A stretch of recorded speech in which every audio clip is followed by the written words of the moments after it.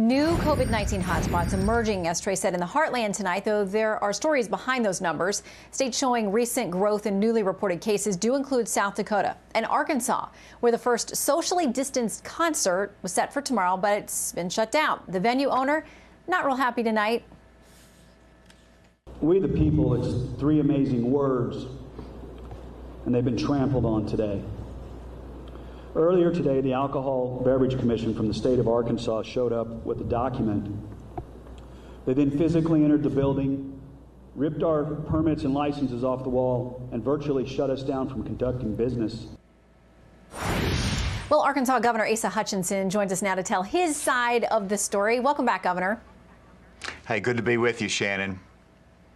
I think we talked about this concert the last time that you were on, and it was a very interesting plan. It's a seating area of more than 1,000, but going to have about 200 people in there. Why did you decide this should not move forward as planned? Well, first of all, because of public health reasons, but let me focus on the fact that Arkansas has not done a lockdown, and we are not going to do a lockdown.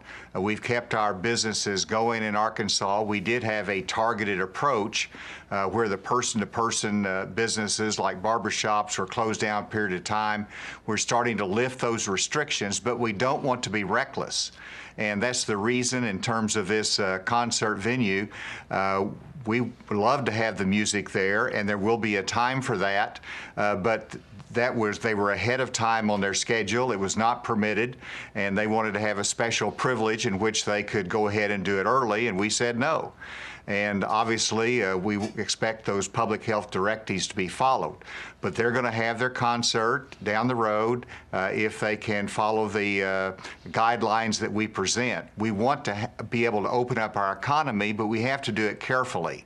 And that's so important that we send the right signal of balance that while we're opening up, we want our economy to return. We can't forget that this is a very serious virus that actually kills people.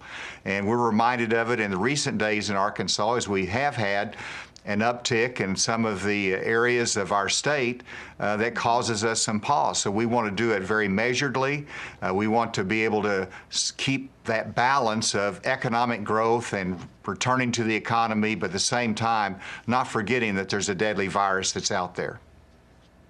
Yeah, and there's been a lot of talk about testing and how that will be a key in trying to trace, stop things, get a hold of spikes when they do come. Arkansas's State Health Secretary, Dr. Nate Smith, saying this: until we're testing all people who have symptoms and all people who have had contact with known or suspected cases of COVID-19, then I won't be comfortable. What is the situation now with the availability of testing in Arkansas? Well, first of all, we've set a goal to test 2% of our population this month in May. It's 60,000 tests, so we're doing close to 2,000 a day right now, and that meets that objective of all of our healthcare workers, those that are symptomatic. But we also want to expand it so we can do more in terms of our contact tracing. We can do more in terms of spot checking around the state. And so we've really have an enhancement of our testing capability, because that's our radar system. That's our early warning system to let us know where there's a problem, and then we engage in the tracking. We are building that infrastructure for now, but also for the fall to make sure that we're prepared in the event there might be a resurgence of this or try to come back next year. Governor, I want to quickly ask you about a political angle here. Former Vice President Joe Biden, the presumptive nominee to run against President Trump, says this: at a time when we should be uniting our country, President Trump's trying to split Pennsylvania into dueling camps, casting Democrats as doomsayers, hoping to keep America grounded, and Republicans as freedom fighters trying to liberate the economy. I mean, that is, in fact, the argument that a lot of people have been urging the president to make. That's what the vice president said. Do you think that that is how this is going to play out? Well, President Trump senses that in America, we can't continue to shut down the economy. We've got to figure a way so that people can work, they can make a living consistent with safety.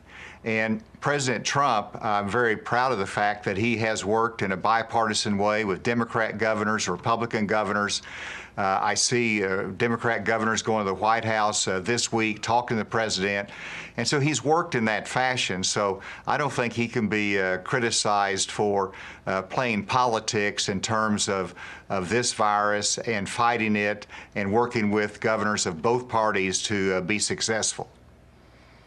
Yeah, he has garnered praise from Democratic governors like New York and California, places he's not normally, buddy-buddy with, but they have found common unity in trying to fight this virus. And we wish you all the best, Governor, as you're making really difficult decisions there at the state level, too. Thank you. Thank you, Shannon.